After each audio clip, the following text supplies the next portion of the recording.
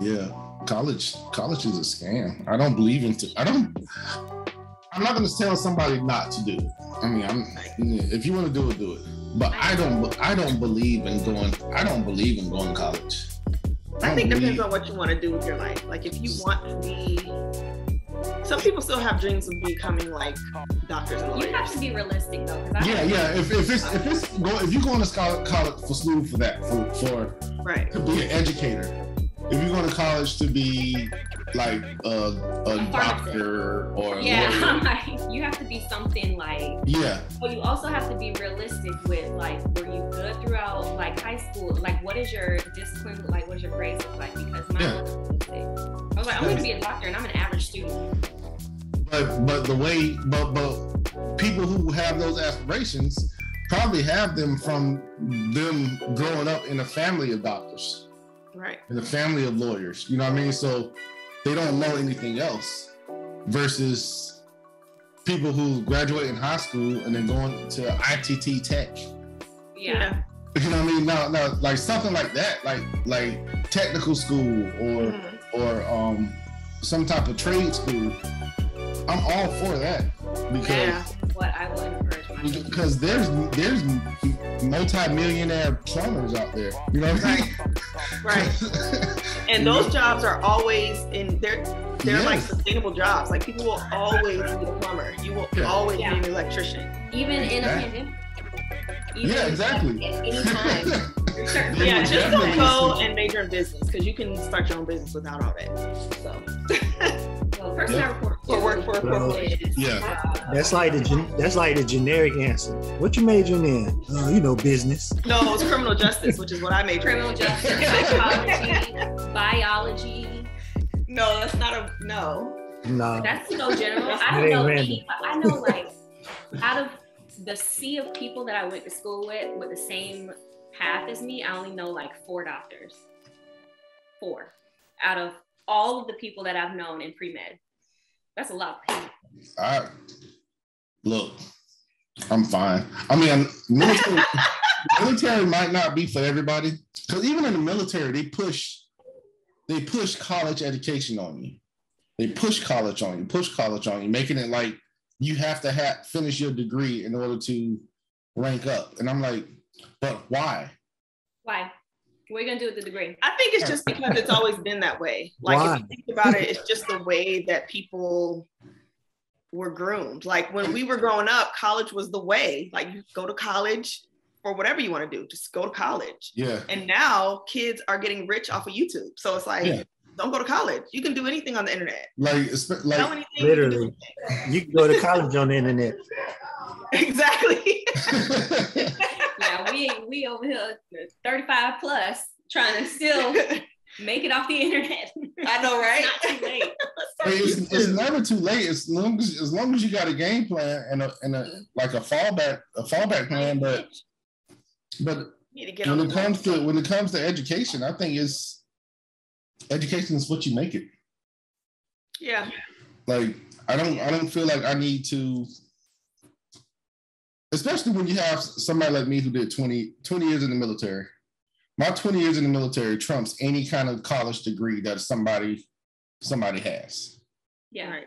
Military experience and work and management experience. So I can pretty much do anything just because I spent 20 years in the military. Yeah. But these kids who's going to college, majoring in scientific botany, whatever. Like, excuse me. Say what? In what? Like, why you majoring in the study of flowers? Like, what are you gonna do? How is that gonna make you any money to live outside of your grandparents' garage?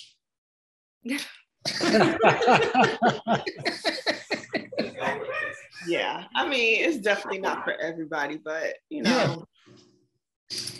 Especially not this new generation. Like, I don't even know what to tell my students. I'll be like, what do you go to do? vocational school. Well, do y'all feel like being that y'all are 2 of the 3 college graduates amongst our family? No, right? First generation. Just us and Tori. Yeah. Do y'all feel like that going to college was worth it? No.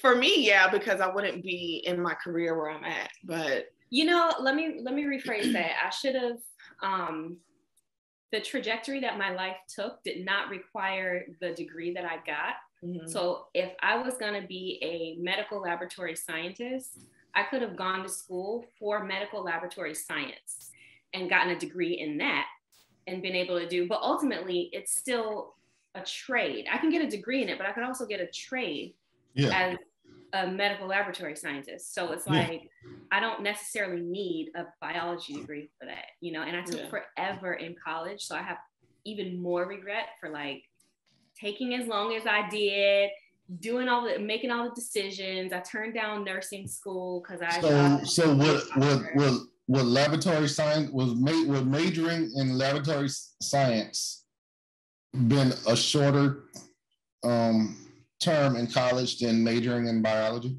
For sure. Well, yeah, because she wouldn't have had to retake any classes. I could technically get an associate's, I believe, in laboratory science and go about my life. Mm. So technically, I think I could have just taken that. Could have went to school for 2 years. 8. So here we are, So, but ultimately, I got here because my degree got me a job that allowed me to bypass that vocational training and just get on the job experience. And with that experience, I was able to sit for my license. Yeah, gotcha. And then so I just took a more convoluted route. But hindsight, what I went to college for, I'm not even doing. And that happens. That happens a lot. That happens a lot. Look, I enjoyed my time at college at UCF with Nation. That was wonderful. Where you went? Oh, Tennessee, Knoxville. JoJo was this close. Took a vacation in Knoxville. Got accepted. Paper, everything. You can't even go. Got it. I went up there, took the tour, walked around, seen the dorm rooms, and there was a no. Got accepted to FAM. Right? Yeah. I don't know what that was. That was a CU later.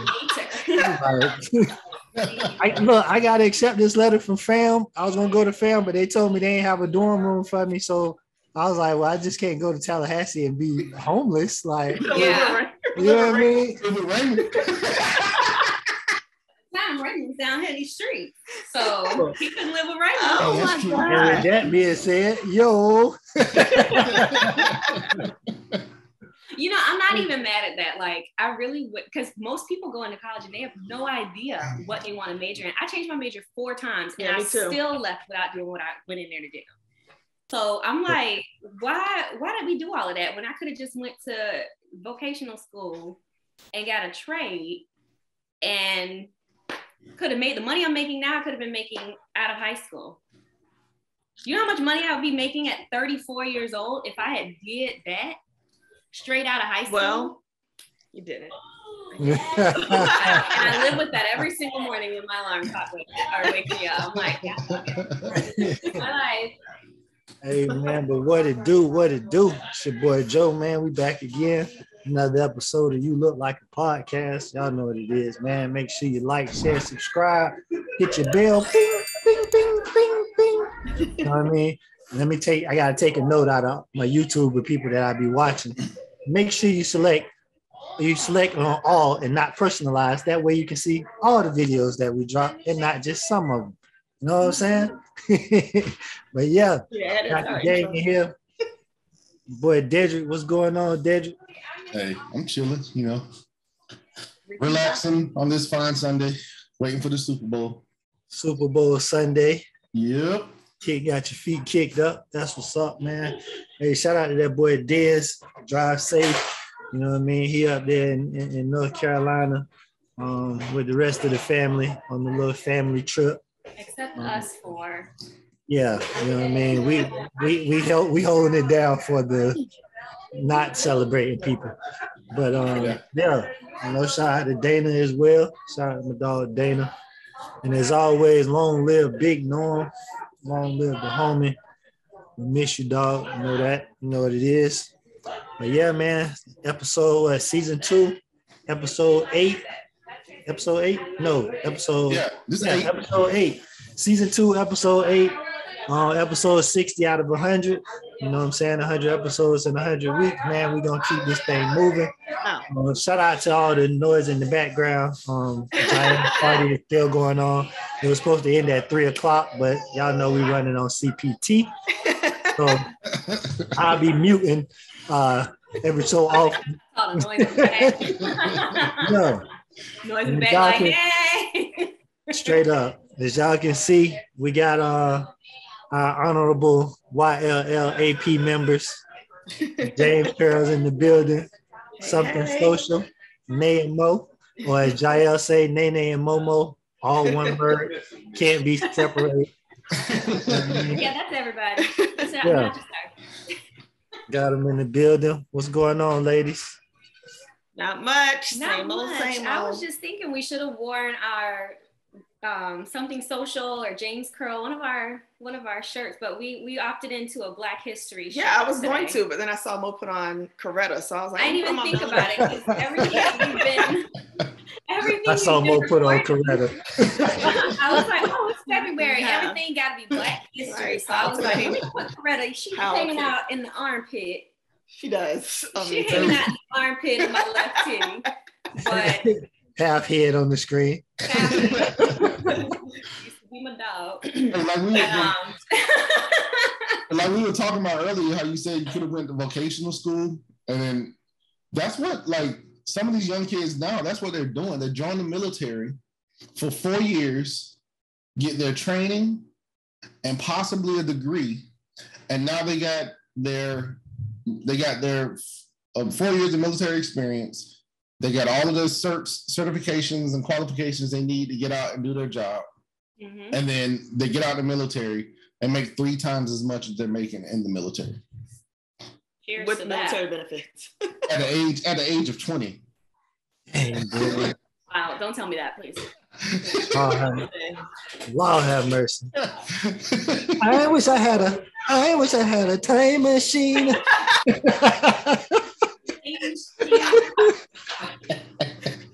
Real. That's the easy ride. A quick four in the military. Now when you pull up your resume and say you was in the military for 4 years, that's a plus on there. They're gonna hit you with the thank you for your service. Yeah. You gonna get all that in the interview. You got your schooling. Man, yeah. Then guess what? I was definitely the move. Then guess what? If you're a female, well, even if you're black, if you're a female, if you're any kind of minority, and you go into the military, you get out and you want to start your own business, you can be categorized as a female veteran, Black-owned entrepreneur business, right? So when it comes to you, like trying to get contracts with people or trying to build your business, when you put that in there, that just because of those criteria, you get put at the top of most lists when it comes to, like, if you're trying to build like your company and stuff. I don't want to talk about this no more. So how y'all doing? Mo said, "How old? What's the age cutoff? Can we join the military at our current age?" Listen, I'm in the best shape of my life. Mo, how old are you? 34. Yeah, you can join the military. I think Air Force cutoff is 38. Oh, say less. I got 2 months. I got 2 months. I might need to. I got a couple. Hey, I got a couple more months. Turn 38. Wow. Do I have to be 38 before we get the boot camp? Like what is the you gotta get in for that 39th birthday. This is the only time I would have been able to make it through some doggone basic training. That's the only. Still don't think I would have. I would, but I definitely wouldn't have did it in straight out of high school. I was almost put on medication for high cholesterol straight out of high school. Let me see. I'm looking at the Air Force age limit. I still can't run a mile. I'm sure you can run a mile. Air Force age limit is 39 years old. Uh-oh. Boy. 2 months. They got 2 months. JoJo, you got a little more time than me. Because I can't see y'all in any other service other than the Air Force. Why? I barely not see the that. Navy. Nope, not the Navy. Navy. Most. Look, no knock on the Navy, but Navy women are known to be way more promiscuous than any other service. Oh, that's because they joined at 18. We joined at 39. That's a little different. That's because there's not a lot of them on ships. Oh, as long as it's their choice and not their choice, then not their choice. Marines is number one. You want to get on this boat? Yeah, exactly. Yeah, I was thinking a letter. That sounds like everyday life for men. Hey, Marines is the one that you got to worry about when you talk about not their choice. Oh Lord. No, yeah, and Marines doesn't just go for women; it goes for men too. Now that I did hear. I'm still education for now. That I did hear. I'll stay where I'm at. Actually, on second thought. Maybe the military ain't the way. It used to be bad because I was when I first came in, I went to tech school in Fort Gordon in Georgia, Augusta, Georgia, and there was an outdoor track that we worked out on. The first day of briefing, safety briefing, they said, "Do not go run on that track at night because you could either be attacked by coyotes or raped by Marines and Army men that's out there." What? Yeah. You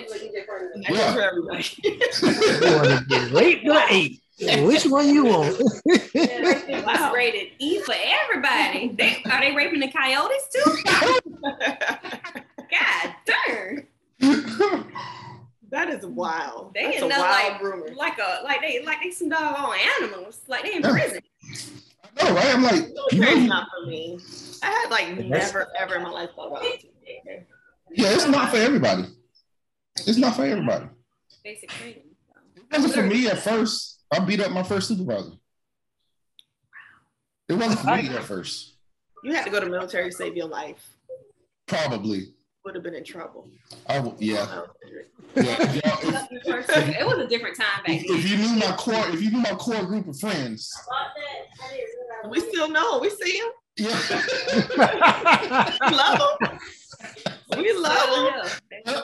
They're family now, but everybody's friends are family except for ours. Yeah, why is that? Why don't we know any of y'all friends? Who are our friends? We're friends. That's why all my friends have ghosted me. I don't know what I'm doing wrong, but my friends, y'all know my friends from college. Most of my friends are from college. Yeah. People in my wedding gonna be Naisha friends, probably. It's gonna only be May in my wedding. You're gonna be Naisha and JoJo are gonna be in your bridal party. Right. Nope. Yeah, I mean, it depends on who I'm marrying. If he wants to bring a friend as the best man, only man, then I'm sorry, JoJo. We ain't room. Look, we can fill up a bridal party now. We all married, so we can fill up a bridal party. You got George, you got Deanna, you got Tori, you got Alan. And then I have to take his family into account. I don't feel like it. No, but we never. Why are we talking about this? I'm not getting married. We never take anybody else's family into account. No. When I was dating, their family don't matter. We just gonna take over on both sides of this wedding party. We just gonna take over. Yeah. I remember my ex with a whole bunch of sisters, right? Mm-hmm. And I was like, I hope you don't think they would be in our wedding because, I got my own people. And he had literally 5 sisters. And I was like, I might get you one. I might get you one then. No, I feel bad, but I don't really tend to associate with the other family, other side of the family. That's because they want to be over here with us, which is great. Except ours, me and Nays. I don't really associate with y'all other side of the family either.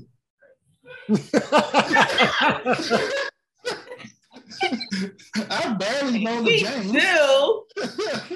I mean, we do more now than we did before. Yeah, but I love them. I love them because they family, but I don't know them. Wait, are you talking about your? I'm talking about my daddy's side. Oh, okay. Oh, I thought you were talking about like spouses. Yeah. Like, that's because we were raised like brother and sister. Yeah. Like you know what I'm saying? But I'm close to Deanna's side of the family. Like they're like literally I treat them like brothers and sisters. I mean, talk to them all the time and whatnot. But on my daddy's side of the family, I don't like. Oh, he must be related to them. He looks like them. That's it. That's the extent of it. Okay. Yeah. No, we talk to we're trying to make more of a concerted effort with our dad's side. How far back do y'all know each other more and stuff? Have y'all done any of that ancestry stuff and to see how far? Erica did it. We haven't. No, I haven't done it. I need to figure out how they come to these conclusions. I think I heard of how that happens, but I'm just like, how would they know? I'm sitting here watching this show, Mama make me watch, of course. The people from Love and Hip Hop randomly were doing like their lineage or something along that line. And the lady was coming in, she's like, oh, and your family was from the tribe of Naruba and all this other stuff and telling them about the tribe. And I'm like, how'd she know? She don't know. It's I mean, I can't really talk about it like because you're a scientist. And you deal with, I honestly have done no research. You deal with DNA and chromosomes and I don't know. But it has something to do with the haplotypes because it's pretty much tracked on your mother's side of the family. Mm-hmm. Like your father's side of the family, it's tracked, but your origin always is coming from your mother's side of the family. So they track the DNA traits from all regions that they've had in their system, right? And they match them up to make sure to see that this DNA matches the traits of the tribe members' DNA. That's what I heard about it.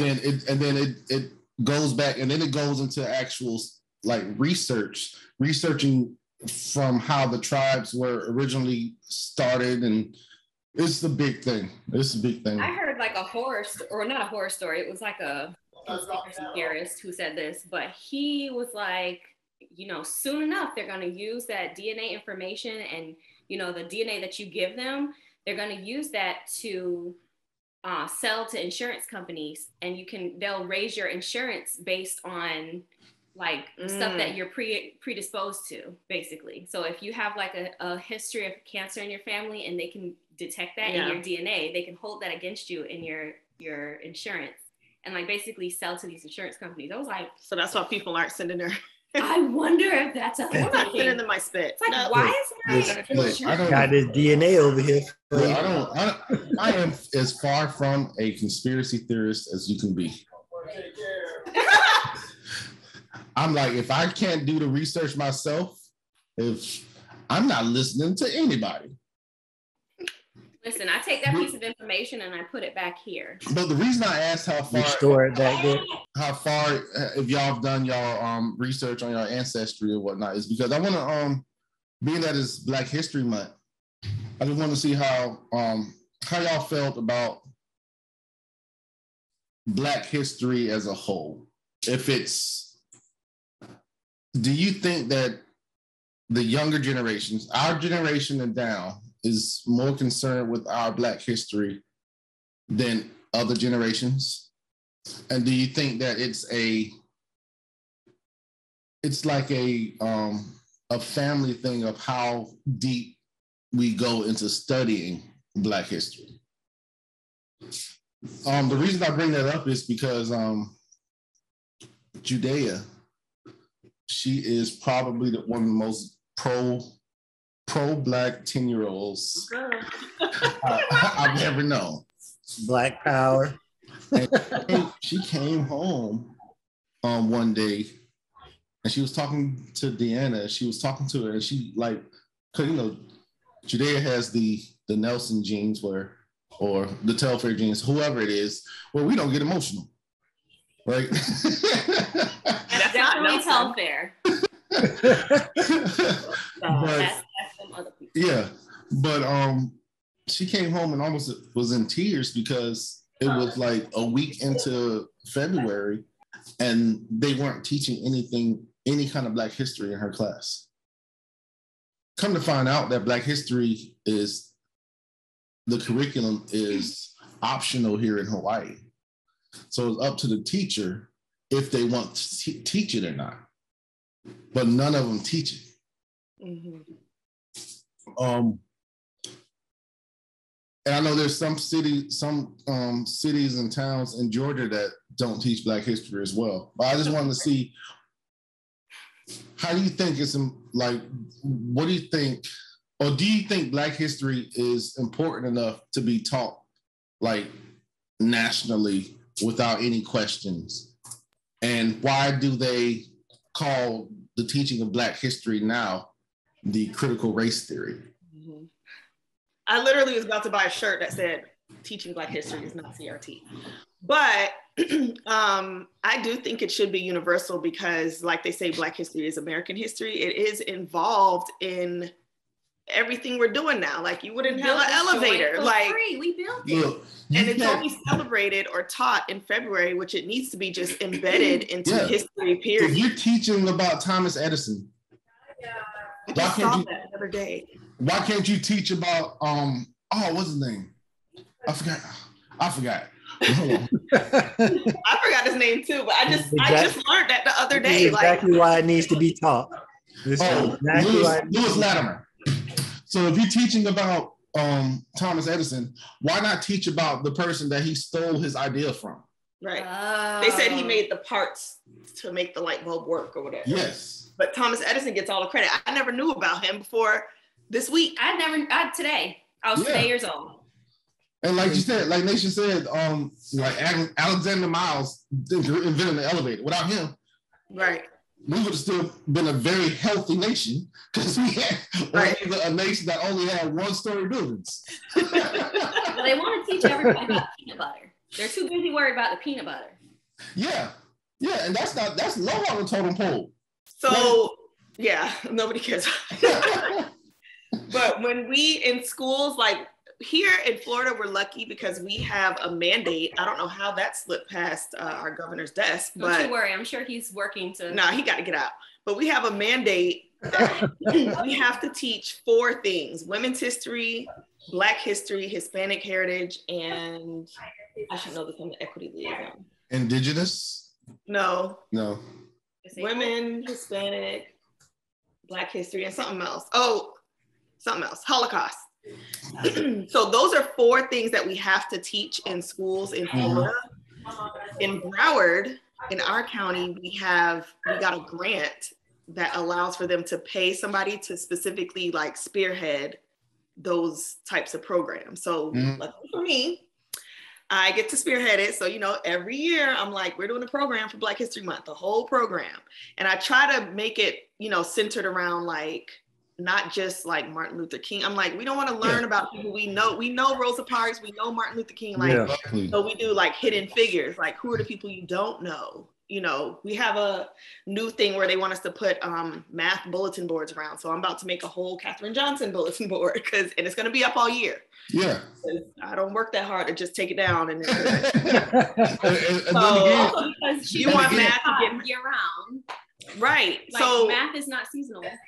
And we have a few teachers that do, they're Black, but they teach year round. They teach the whole, like, it's just in their curriculum. It's just in their, and it's not like we're teaching about slavery or anything like that. They're teaching about Black history. Well, see, that's the thing. And I think that's the thing. A lot of people think Black history is only slavery. Yeah. Right. It's like, but that's only what the whole history. That's only what the white people who created this thing. Hold on. Let me pause y'all real quick because y'all just said slavery and invented. So I just wanted to take this time out to say, Deidre, you might have to blurb this. Fuck Mark Zuckerberg and the whole metaverse and anybody that's down with the metaverse. Fuck you too. because how do they allow you to do the whole buy slaves on the metaverse page? And how's one of the pictures? They got little baby, like black babies up there as far as you picking your slaves, what they look like. And they got George Floyd picture up there. Like how's George, like who did that get past for you to allow that to be a part of the metaverse? Jojo, shut your mouth when you talk. I saw that whole little post about not buying them or not trying to shut it down because then it'll make them worth more money. So you have to like some sort of way like outbuy them or something. I don't know. Yeah, but they like these whole like cartoon things. Yeah, yeah. You got raped in the same world. Yeah, in that same world. So they raping and buying slaves in there. So we just going back in time all over again. Like history just repeating itself in the metaverse. So you like can create. So if I go on Meta and I can go on there and create little black babies and sell them. Or you can buy them. Like you can. Like I don't know. Yeah. Like I don't know if it's like a place you can go. No, it's like an NFT. So if I don't know if y'all are familiar with an NFT thing. NFTs is just Sims that's worth money. It's what? Sims people that are worth money. Yeah, like that. Yeah. A lot of people like artists are selling their records, their music as an NFT. Actual painting artists, they'll sell their actual art on there as an NFT. They turn it into like a digital file and then upload it, and they can sell it over and over again to make money. Now this slavery thing, I think they're just creating. I don't know, because this is the first time I heard of that. I don't know either, but I don't know how it worked. But for that to be an option, you know what I'm saying, in the metaverse, yeah, Mark Zuckerberg, you and everybody else who had a hand in that allowed that to even be an option on the game. Yeah, double them for y'all. You know what I'm saying? Y'all hold that. But unpause, y'all can carry on. Well, okay, so that goes to show how important it is to actually teach critical race theory. And like maybe not to every grade level or whatever. It could be even a college course that's required for graduation. Can we define critical race theory? What exactly? I was just about to say that. Okay, look that up. It's more than just Black history. It's like deep in like. So the others think that there's an agenda behind critical race. Well, they just don't want to look bad. It's like, yeah, they just know that if you reveal what happened that's why they be like, oh, we don't want to talk about that because Sally's gonna feel bad. Right. Her ancestors were pieces of right. That it's like they just want to forget about everything that happened, but it plays a part in how people are today. So it's like. I feel like it needs to be taught, but also Black history isn't taught. So it doesn't even matter. Forget critical race theory. Y'all not even teaching the regular Black history, like anything about anything. Yeah, like kids don't even know what Black History Month is. 2022 Black History Month is extremely quiet. I can hear crickets. Like, so quiet. According to Brookings.edu, critical race theory states that a U.S. social institution, e.g. the criminal justice system, education system, labor market, housing market, and healthcare system are laced with racism embedded in laws. That's what I'm saying. Rules and procedures that lead to differentiate the outcomings by race. Okay, and that's why people are triggered, because those are the people that don't believe that there's systemic racism. So and all of those, like we talked last week, the justice system. It's been proven that these certain cities get extra money for them arresting Black people or arresting people of color. These privatized jails are full of people of color because the legislatures, the people who make all the laws, are being bribed with money. Right. But I don't think it had to be a white person that labeled this as a critical race theory. Had to be, because we've been talking about this forever. I mean, going all the way back to the redlining of Chicago, You know what I mean? Yep. Well, like taking, and you wonder why there's so much violence now. When you start stacking people on top of people on top of people, and they have nowhere else to go. Right. And no money to do anything. They're gonna rob each other. They're gonna rob people. Because you're pushing them out of the community they used to be in where they can work. And now there's only so many jobs that's going to accept them. What do you expect? Yeah. What do you expect? mean, it's just, I think it all boils down to they don't want to like dig deep enough in the history to that will make them look bad. Yeah. Not necessarily them, because obviously you weren't there, but that's what I was about to say. Look bad because in order to explain what's going on today, you have to talk about what happened. Those are the all lives matter people, where it's not, there's some people that don't necessarily want to crap on other races, but they kind of categorize everybody together. Like, I don't see color, that type of thing, where it's like covert racism. And it's like, I don't see color. It's the same kind of concept, because it's like, well, in order to achieve equality, we have to stop separating everything. We have to stop, honing in on this, information here, but they're not talking about that with the Holocaust. Yeah. And okay, Whoopi Goldberg. Y'all heard about Whoopi Goldberg. We're always talking about don't bring up race. Stop bringing up race. But don't ever forget 9/11. Don't ever forget the Holocaust. Don't ever forget some of these other things that involve the killing of white people. But when it comes to race, they're like, no, we don't talk about that. Everybody's equal now. It's like, no, we not. First of all, I should have worn my you're taking our community. I'm gonna go change this my George Floyd t-shirt. But yeah, like over here on the island, Black History Month is, February is actually, they deem February Hawaiian Language Month. So they just phase it out. They just go. There is that to the side. Asian Island Pacificer Month. It is, yeah. It is one, and we don't necessarily celebrate that here. See, that is different in Hawaii, because Hawaii wasn't as associated with the racism, the racism and the fundamental Hawaii was associated with being conquered. Hawaii was originally a nation, right? Yeah. But guess what? They were a nation of colored people. People don't understand. Right. Hawaii, for some reason, these Hawaiians don't understand that they don't get their skin color from being out in the sun. Yeah. Right. They're not brown because they're out in the sun all the time. Melanin, baby. We got melanin. Where does melanin come from? Yeah. Africa. You know what I mean? So you have African blood.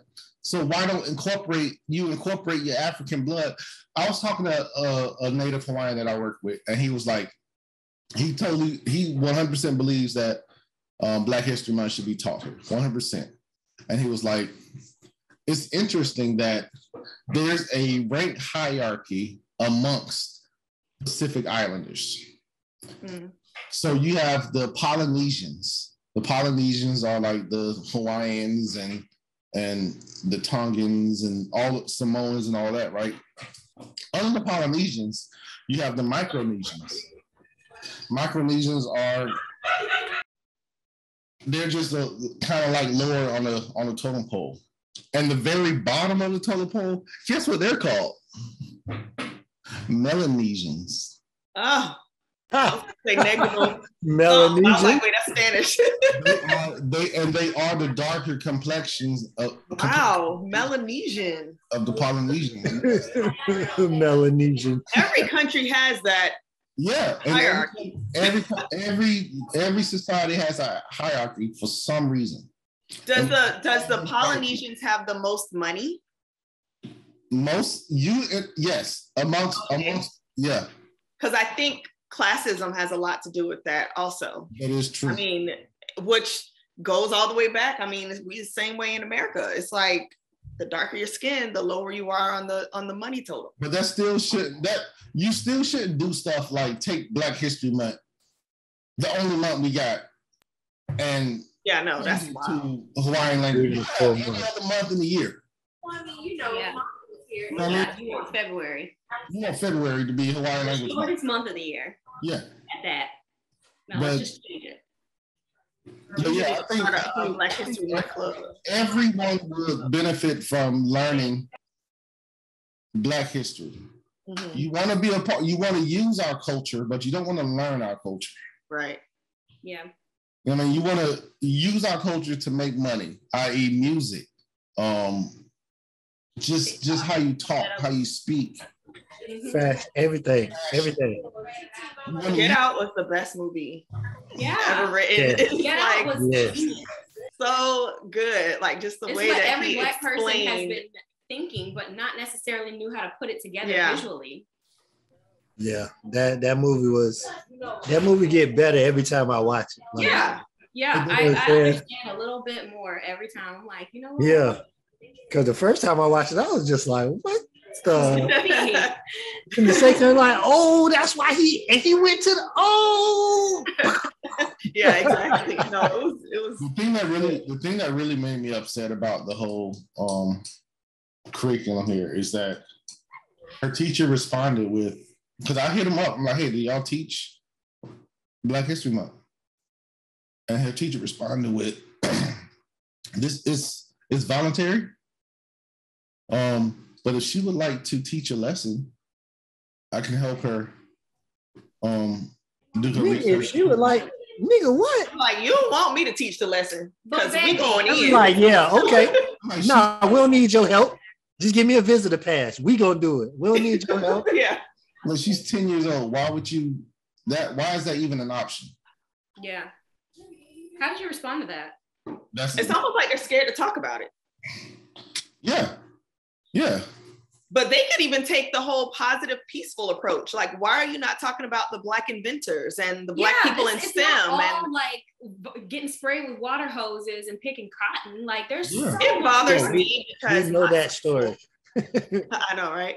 My school is mostly Black. We're like 65% Black, and our teachers are not. Our teachers are probably 10% Black, but our kids, like, I just think about even when I was in school, like I didn't learn anything about Black history. Like, all I remember is like Martin Luther King. Yeah. Like, literally, that's it. And I don't even remember Rosa Parks, but maybe I learned about Rosa Parks. I don't know, but I learned about her, but they don't know anything. Like, everything I learn about Black history, I'm learning. So in my adult years.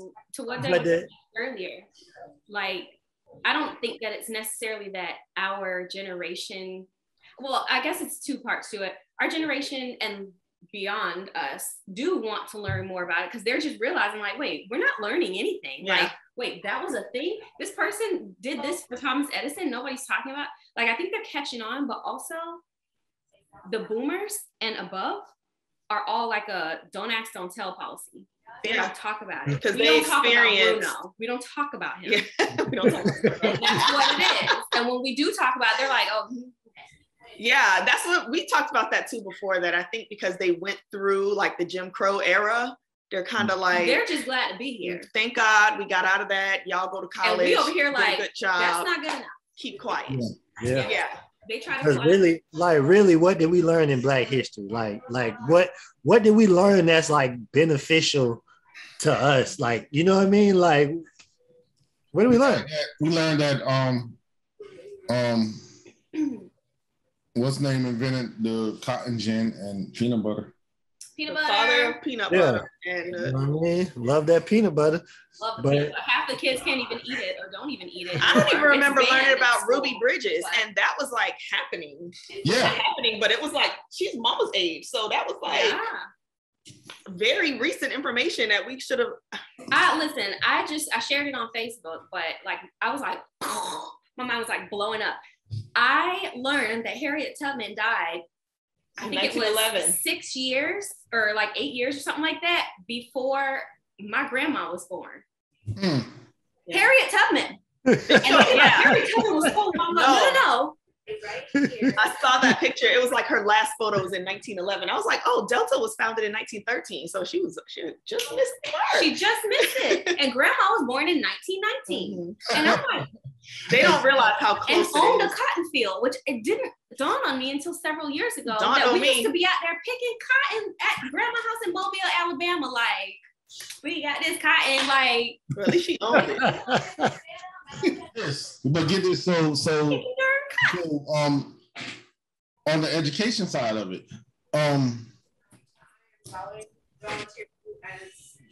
do you think HBCUs should still be considered HBCUs?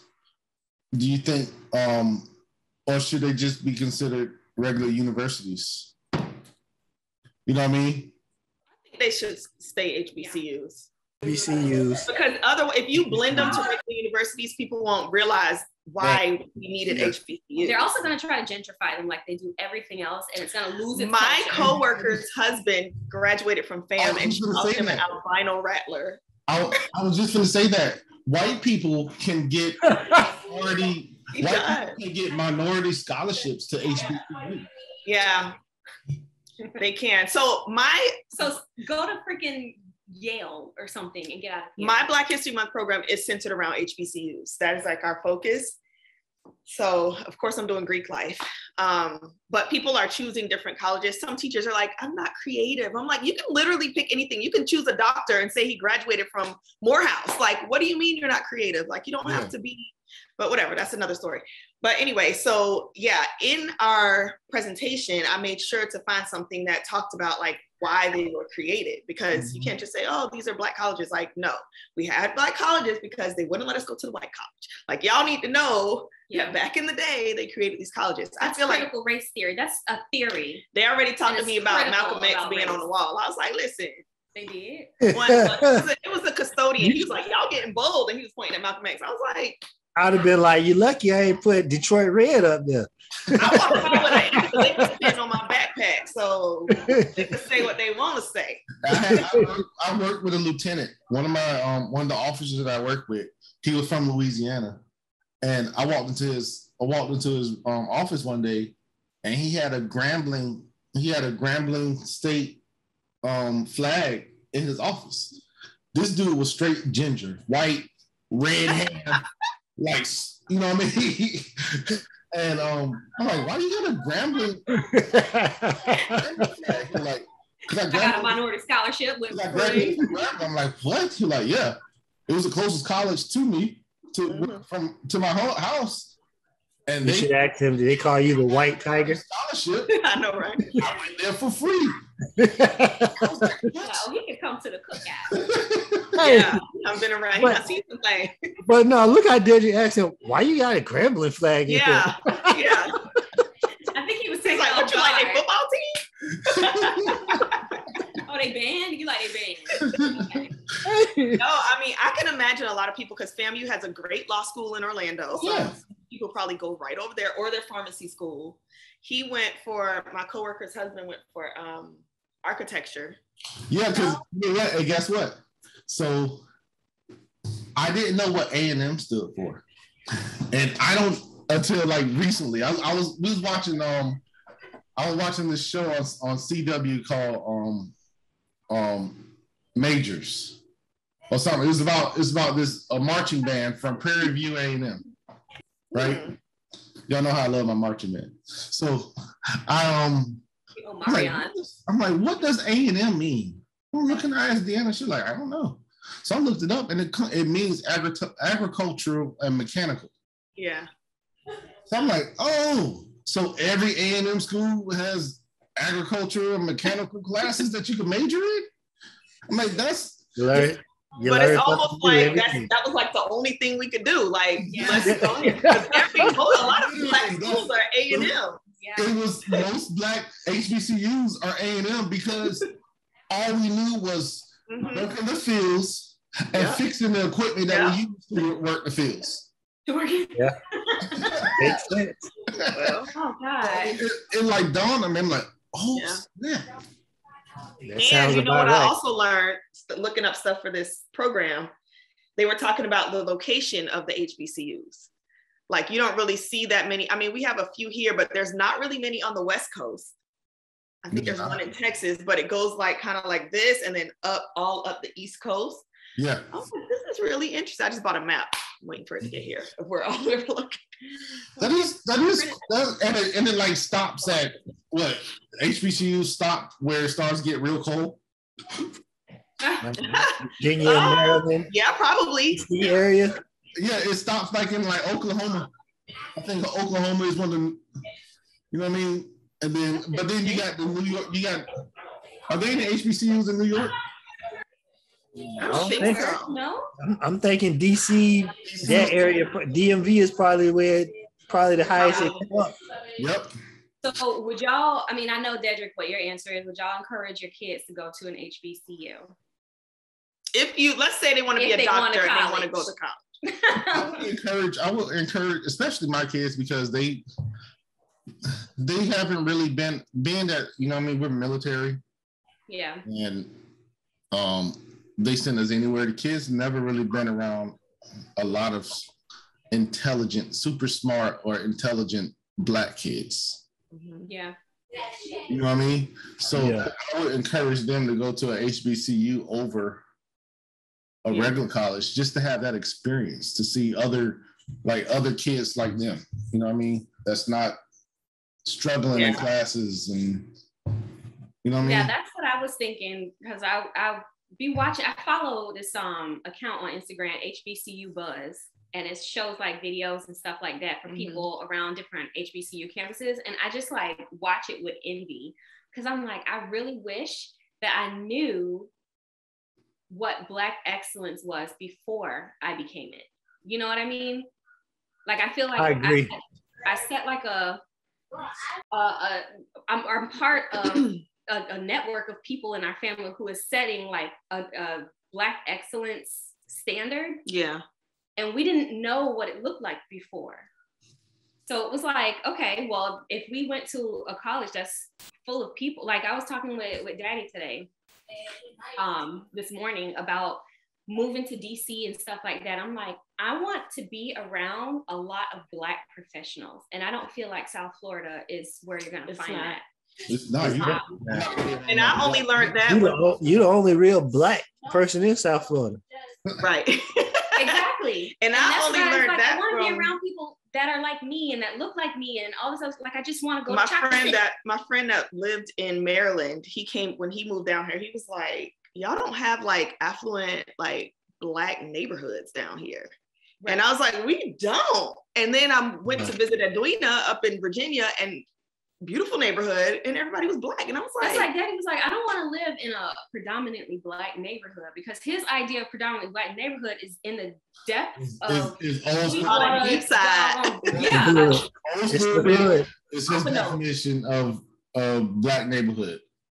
But if you go up to Bowie, Maryland, you go up to Upper Marlboro, Maryland, you go up to Hampton, Virginia.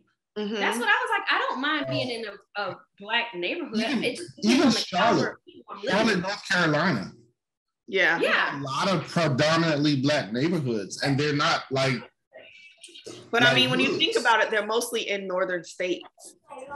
These southern states probably don't have. I mean, maybe Texas might over on that side, but no, Texas don't have. Texas has Mexicans.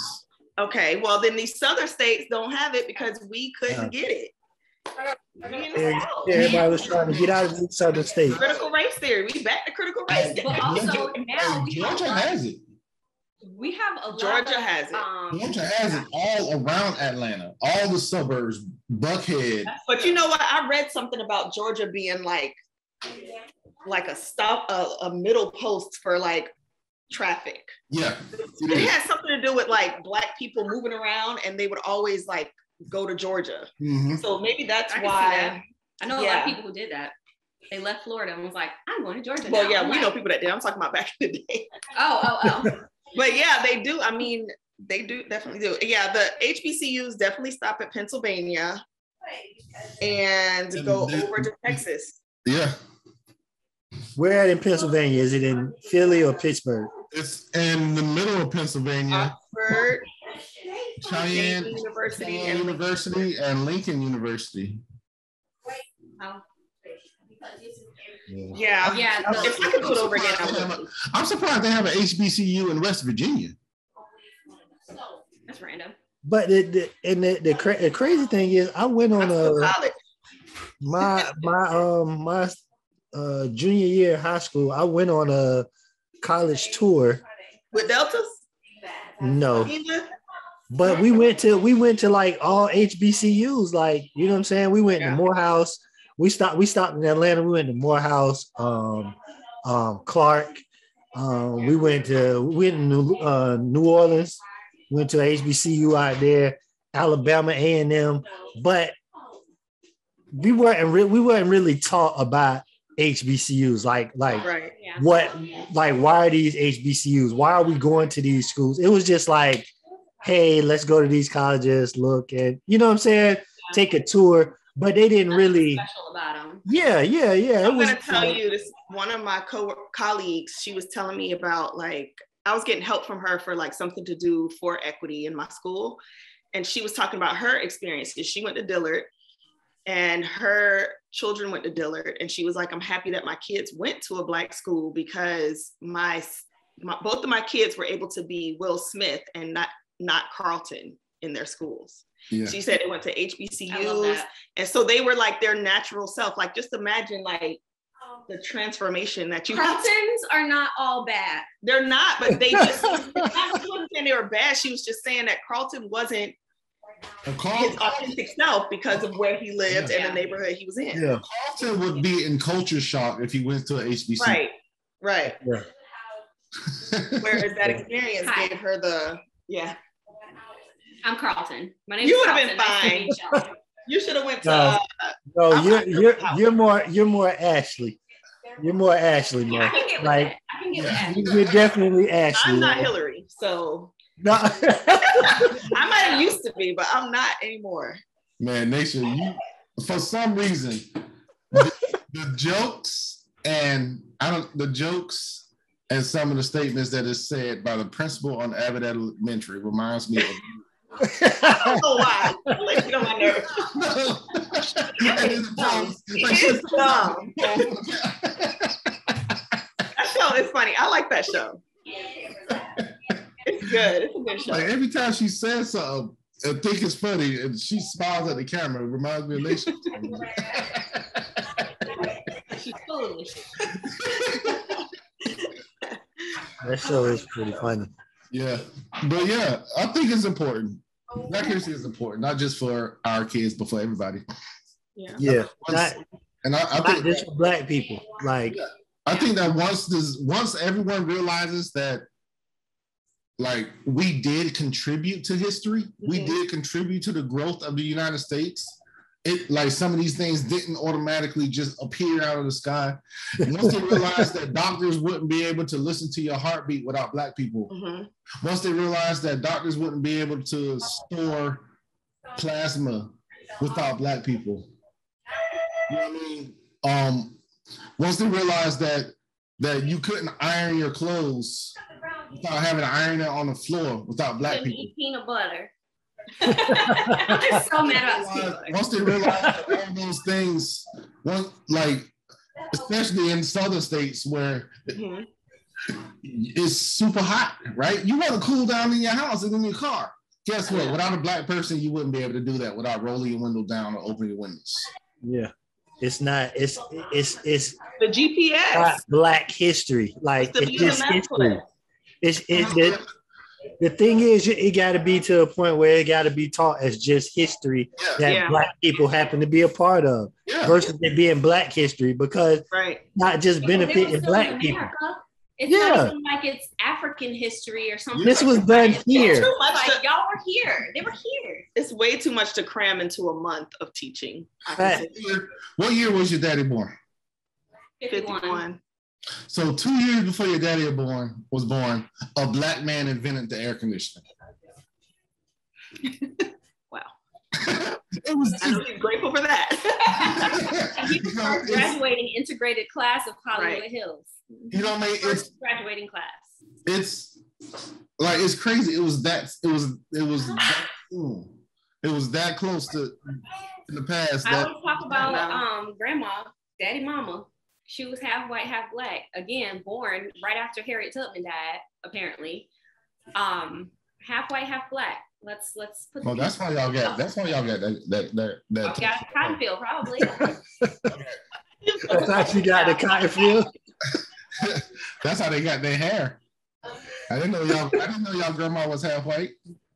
Yeah, her daddy was white. Who's her daddy? We don't know. Definitely don't know. Honestly, like when I look at my what's it called? 23andMe. I look at my 23andMe. I am 20% white. Definitely Cuban. I am 20% white. Wow, that's a high percentage. Yeah. That's a lot of white there, boy. Yeah. That's a lot of white there, boy. I am 20% white, according to my 23andMe. I'm finna pull it up right now. Trying to figure it out because where is the white people in your family? You ain't seen my dad's side of the family? They light bright, but I didn't know they was mixed up. Where you get light bright from? They super light bright. Like they like they get sick when they sound too long. I'm gonna tell you this once again, genetics. My grandma was half white, half black, and I'm the blackest person on both sides of my family. Hey, but okay, so I'm 17% European. 17%. That's a high percentage, Cedric. Why are you even talking about Black history? No, I'm just kidding. So I bet you y'all are higher than me. Now we gotta do it. We gotta ask Erica. Erica did hers. Erica might be different because ain't no telling what's going on. Yeah, I would say do 23andMe because I did both of them. I did 23andMe and Ancestry, but 23andMe actually breaks down everything, and it also breaks down what you're like more susceptible to. Yeah. And your health and all that stuff according to your DNA. I like 23andMe. Yeah, and they sell it to the insurance. Try that one. Yep. 82% Black, well, 82% African, 17% European. Wow. Well, there you go. Yeah. Interesting. But yeah, I feel, I mean, luckily for the newer generation that they have access to everything in the world. They can learn whatever they want to learn. Exactly. It's just a matter of getting them to know that it's out there. Because they don't know. They're not going to know until they're at least maybe middle or high school that they're, unless their parents are teaching them, which I know my stupid parents ain't. They ain't even teaching them nothing. I was they don't see any value in education. So I was randomly looking up subjects, looking up information about the Moors, and I stumbled across this website called African American Registry, and it's awesome. It is awesome. It breaks down different stories of, like you say, the unknowns, the Black people in history that you didn't hear about, or the stories of Black history that you didn't know about. They have articles, and it was like on this day in 1816. What is that called? African American Registry? Yeah. I'm about to send that in my Monday email. But it's awesome. Me and Judea was reading a story about this. It's this place in called the Stono Rebellion, and it's about these slaves. It was at first like 20 slaves who escaped and pretty much started burning down plantations and killing slave owners. Wow. And collecting the slaves until they were like 80 strong. And it took like all of South Carolina's army to track them down and kill them or whatnot. But they ended up dying in Florida. So they went from South Carolina all the way to Florida. Just pretty much terrorizing the slave owners. Wrecking shop. That was my people right now. Those was the Jameses. I'm sick of this mess. I ain't lying. If I'm gonna go out, this is how I'm going out. I know. I set it off. Like even here in Broward, I took a African American history in Broward course, and they were talking about like the wade-ins and the beach when they finally let Black people go to the beach, get in the water. And they were talking about Dillard being like the first school that allowed Black students to go, because originally they would let them go to school for like 3 hours a day. Yeah. That was it, while everybody else was in school for a full day. And they have an old Dillard museum here. I've never been. Like all these years, it's here. I've never been. It was like the first Black school. I know, we should go. Field trip. But yeah, it's just so much history, like stuff you don't even realize, like even in your own neighborhoods. It's just like you'd be like so much. Somebody had showed me the Green Book. Y'all ever had a Green Book? We never had one, but I've heard. You can buy it. You can buy them on Amazon. You can buy them online. And that shows you like Black places in different areas. Yeah, it shows you the places back then during the segregation where it was safe for Blacks to go, these safe houses. And I was looking at it and going through Jacksonville, there were like there was only like 5 different places that people can go. 2 of them were torn down and just parking lots, but it was like 2 or 3 other ones that was actually still there, like houses that people that was open to Black people being there. I don't know if you know this, y'all see the little Black polo player statues, like the little Black statues with the hats and like the vest. But those statues was what told Black people that it was safe for them to be there. Isn't the Green Book a movie? It is a movie. It is a movie, but it was a movie about that book. Yeah. Wow. It was a pretty good movie too. We need to get it. We need to get a Green Book and take some trips to these places. Yeah. Can we do that? You know what I mean? To Winnebago. Yeah, pull up on jobs. Yeah. Straight up. I don't think you gotta have it. Huh? I don't think there's any location in Hawaii. No, you don't have to fly over here for that. Okay. We'll start when you move back to mainland. Yeah. You know what I'm saying? This is a pretty good episode. I love episodes where we can actually just talk and be transparent and educate ourselves and others. That's what this podcast is about to me. I love it. Yeah. I'm a sucker for substance. I'm definitely pushing mine to go to an HBCU. Mari, he going to high school next year, so we on it heavy. But I definitely want to push him to go because I feel like, you know what I'm saying, if somebody would have told me, okay, this is why we have HBCUs. Yeah. You know what I mean? These are the people at HBCUs. Like Mo said, you're gonna be around. You know what I'm saying? Not the niggas. You gonna be around. You know what I mean? Black excellence. They gonna be there. They everywhere. Now they everywhere. But when you walk into class, and you look, you ain't gonna automatically be like, oh, this the class with just the niggas in it. You know what I mean? Like, you know what I mean? You gonna have, all levels.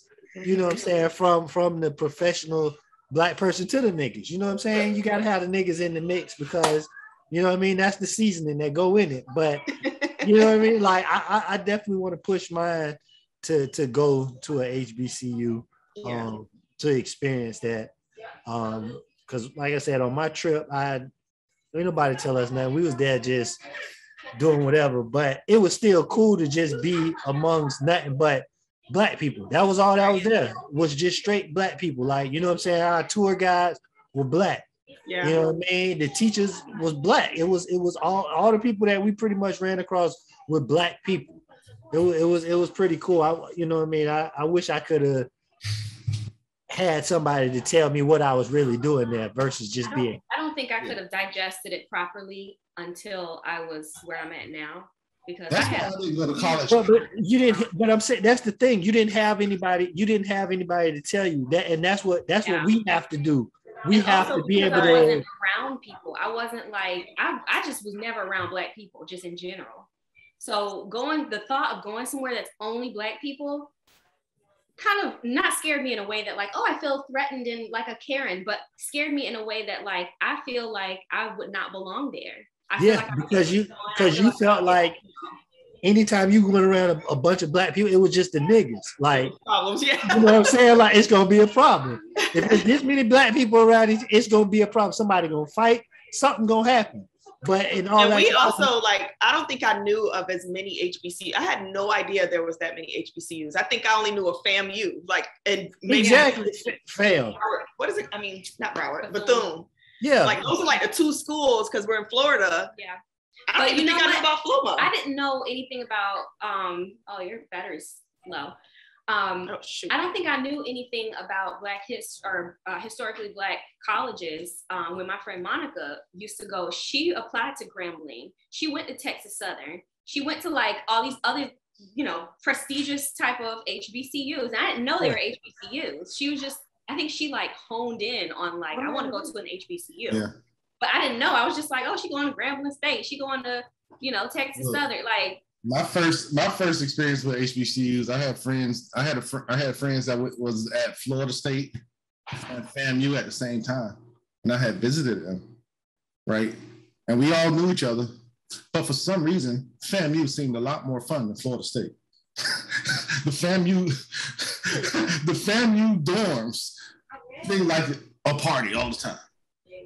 Yeah, it was kind of a little bit more subtle. Look, when we was, maybe this should have been a way back Wednesday. I'm gonna get back to them. But that was the first time I ever been drunk. We went to FAMU on this trip, 11th grade now. We went there, and some of the dudes that graduated from Plant, a couple years before, hey, we coming to FAM, like, you know what I mean? We there, they in the dorm room, we just there hanging out, chilling. Like I said, we went there to party. I was just there. We in New Orleans at Dillard University. I'm like, oh, they got Dillard High School at the crib. We at Dillard University. You know what I mean? Just being a knucklehead, but not really understanding, like, bro, you really getting, like, they laying this out for me, all these different options I have to go to school. And I just feel like I have to be the person that I didn't have to let me know, hey, this is where you need to go, because you need to see that. You need to be able to understand that you can be around a bunch of Black people and it be no problems. Right. You can be around a gang of Black people and y'all talking about building businesses and being successful and getting money the right way. Like we talked about the other day, a couple episodes ago, it's not all about being a rapper, being a drug dealer. You can be in these circles with successful people that they're doing it. You know what I mean? Like, you build those connections. At their graduation, we're playing like Faith Evans and stuff, like marching into Faith Evans, all of them just vibe. I'm like, it's a family reunion that we missed. Yeah, because the people who graduate from those schools, they're those people that I didn't have to let me know. Yeah. You know what I'm saying? They're that helping hand. Like, you know what I'm saying? You build so many different bridges and so many different connections by just going there. You know what I'm saying? You can go there and be like, I don't know what I'm going to do. But by the time you graduate, you done met this person who got a business doing this. This person got a business doing that. Or been inspired by somebody. Exactly. You see, and your wife. All of that. Like, they used to say, like, I don't know, like, I think it was my daddy or my mom, maybe, because they didn't want me to go to FAM. That was like, you're not going to FAM. But they was, I don't know why, but probably because it was too far away.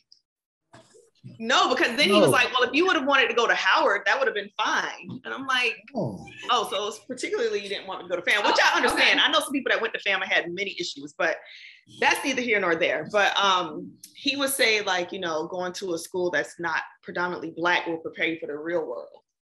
It'll prepare you for the real world. In the real world, you're not around only Black people. But it's like, in the real world, I'm not around only white people either. And that's what I grew up with. Well, my school wasn't, it was mixed. But mine one. In that, it's like, when you do go to the Black school, like I saw on another podcast, this girl was talking about how she was just so confident when she walked into a room full of white people because she had been around the Black excellence. Yeah. So like, we missed that little piece of, of course we know, great, excellent Black people, but it's not the norm. It's not what we're around. It's not what groomed us through college. Look, so I am most comfortable around Black people. I'm most comfortable around niggas. You know what I mean? Now I am most That's comfortable. What I grew up. I grew up in that atmosphere. You know, it's a Bingham. I grew up as one of them. We know you was the nigga. We know. So, you was the niggas we was talking about. You was part of the group that's why Nation couldn't go to fail. Yeah, exactly. Because of you. Because when you said the first time you got drunk was in 11th grade, I was like, oh man, 11th grade? I was drunk in the night. Yeah. I was definitely in college. If I was ever I started early. I don't know why, but I started early. But yeah, I mean, I think it's all about your mindset. You can grow up in whatever atmosphere you grew up in, but as long as you understand that you control your own destiny, you control what you think and how you think, and it's up to you to get out of that little box that your society or your culture or wherever you grew up in want to keep you in. It's up to you to reach out of that box to see the world for what it is. Yeah. Once you do that, and I think that's what helped me a lot in like being in the military too. I mean, I was in like my first couple years in the military, you know, I was still a little hood, but then I realized this is going to end up paying me for the rest of my life. Yeah.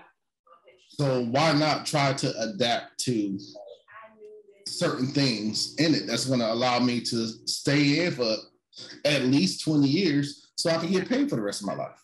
Yeah. I think it's about maturity, and a lot of the young black people now in the hood, I think they lack that. Yeah. They bypass maturity for wealth.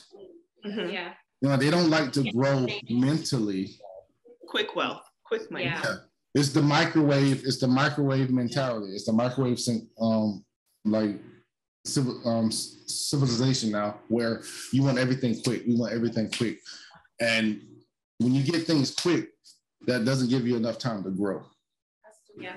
And you can also lose it quick. Yeah, lose it quick. But get it quick and lose it quick. Yeah. For real. Not sustainable. Like, I mean, we've been blessed on this podcast, right? We've been blessed on this podcast. We've been at it for a year and 2 months. And 60 episodes, baby. Yeah. And we're at over 2,000 subscribers. I wanted to say thanks to everybody who subscribed. 2,030 subscribers. We just want to say thank y'all. We couldn't do it without all.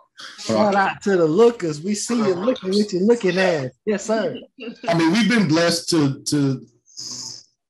be able to grow like that, but some people don't know how to not grow fast.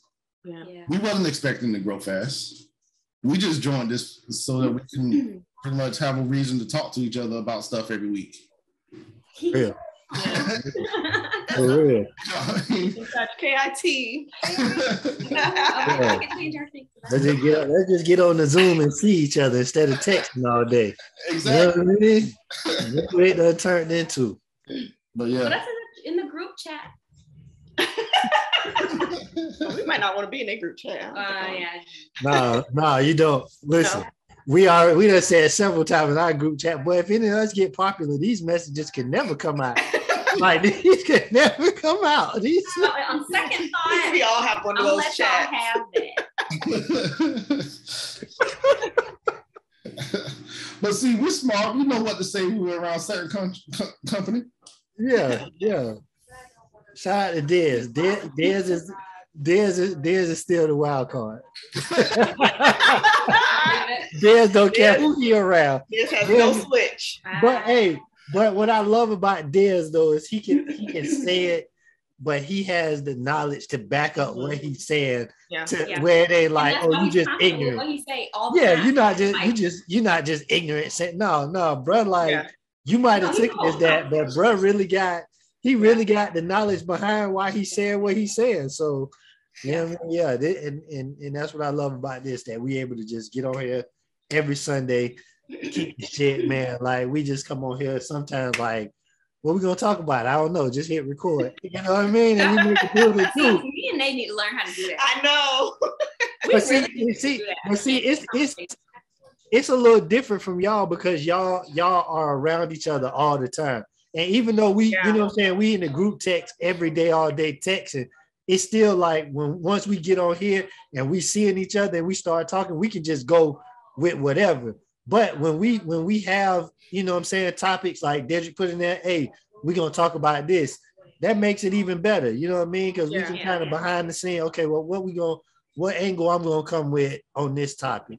Yeah. You know what I mean? Or we like we say, we just get on here and start recording, and then somebody say something, and next thing you know, we an hour in, we done talked about 32 different subjects, like you know what I mean? And that's the beauty of it, though, man. That's the beauty of it, and you know, we appreciate y'all. Like whenever we reach out to y'all, me and Dedrick, we pretty much texted at the same time. It was like, Joe, so I guess it's just gonna be me and you on the thing Sunday. We texting at the same time. Let's get Nation them on there. You know what I mean? Let's get Nate and them. He like, let's get the James Curls. Like, you know what I mean? We texting at the same time. For ours too. So, yeah, hey, that's fine. That's fine. That's what this is for. This is ours. This is, you know what I'm saying? Yeah, this is y'all pod. This is y'all podcast just as much as it's ours. We don't wait for us to just reach out to y'all. If y'all just want to come on a Sunday, you know what I mean? Hey, let us jump on. Sure, come on. Every Sunday, y'all. Yeah. Look, hey, they are committed, and we're the ones slacking. We even set specific days. Sundays and Wednesdays are our planning day, and we still. Yeah, every Sunday up until the 100th episode. Yeah, we promises after that. Yeah, after 100, we might have to sit down, you know what I'm saying, and say, okay, well, what we gonna do now? But the motivation behind the 100 episodes in 100 weeks is when we first started this, you know what I'm saying, with everybody, we were just like, I don't even know how that came about. We were just like, let's do 100 episodes in 100 weeks, and everybody was committed to it. My dog Norm was excited for it. He was down for it. So, you know, we were like, hey, in the name of Big Norm, long live Big Dog, we gonna do 100 episodes in 100 weeks. We committed to it.